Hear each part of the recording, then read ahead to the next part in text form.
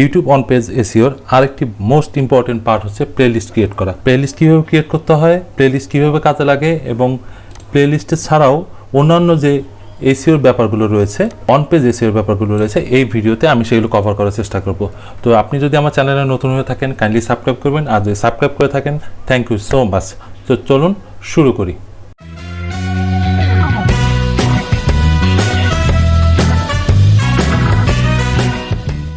আসসালামু আলাইকুম, আমি মাশরুক জামান রিকু। সম্পূর্ণ ভিডিও জুড়ে আমি আপনাদের সাথে রয়েছি। তো যেটা বলছিলাম ইউটিউব অন পেজ এসইওর, ইউটিউব অন পেজ এসইওর কিন্তু আমরা ট্যাগ, ডেসক্রিপশন এগুলো দেখেছি, কিন্তু আমাদের আরও কিছু বিষয়, মোস্ট ইম্পর্টেন্ট যে বিষয়গুলো, এগুলো কিন্তু মাথায় রাখতে হবে। তার মধ্যে আমি যদি আপনাদের দেখাতে চাই, আপলোড করার সময় তখন আপনারা কিন্তু ল্যাঙ্গুয়েজটা অবশ্যই সিলেক্ট করে দিবেন। আপনার ল্যাঙ্গুয়েজটা সিলেক্ট করা কিন্তু অনেক বেশি গুরুত্বপূর্ণ। এখানে দেখুন একটি ব্যাপার রয়েছে, এই ব্যাপারটা যদি আমি আপনাদের একটু বোঝাই।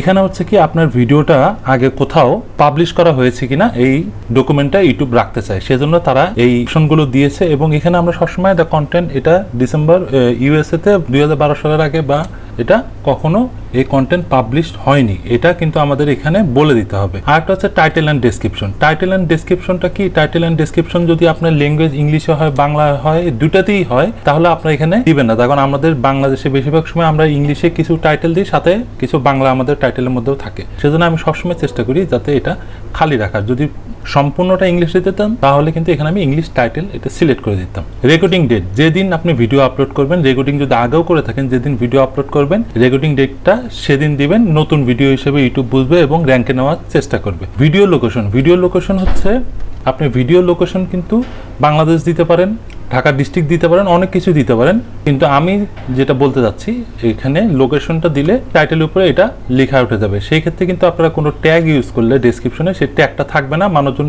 বুঝতে একটু সমস্যা হবে ভিডিওটা কি নিয়ে। এখানে লাইসেন্সের একটা ব্যাপার আছে, ইউটিউব লাইসেন্স। আপনি ক্রিয়েটিভ কমনে দিবেন না এটা আপনি আপনার নিজস্ব লাইসেন্সের মধ্যে রাখবেন, সেটা এখানে সিলেক্ট করে দিতে হবে। আপনি যদি ক্রিয়েটিভ কমন্সে দেন তাহলে কিন্তু আপনার ভিডিওটা যে কেউ ডাউনলোড করে সে আবার রিইউজ করতে পারে। সেজন্য এটা একটু খেয়াল রাখবেন যেটা এটা ক্রিয়েটিভ কমন্সে না যায়। অ্যালো এমবেড করে দেবেন। অ্যালো এমবেড করে দিলে আপনার ওয়েবসাইটে বা ফেসবুকে যেখানে শেয়ার করেন আপনার থাম্বনেলটা সুন্দরভাবে সেখানে শো করবে। এবং এখানে আরেকটা জিনিস যেটা ব্যাপার হচ্ছে ক্যাটাগরি। ক্যাটাগরিটা কিন্তু আমরা এর আগেও সেটিংয়ে দেখেছিলাম যে ক্যাটাগরিটা আমাদের সিলেক্ট করে দিতে হয়। আপনি প্রতি ভিডিওর জন্য ক্যাটাগরি সিলেক্ট করতে পারেন, কিন্তু আপনার চ্যানেল যে নিশে সেই নিশে ক্যাটাগরি অলওয়েজ দেওয়ার চেষ্টা করবেন।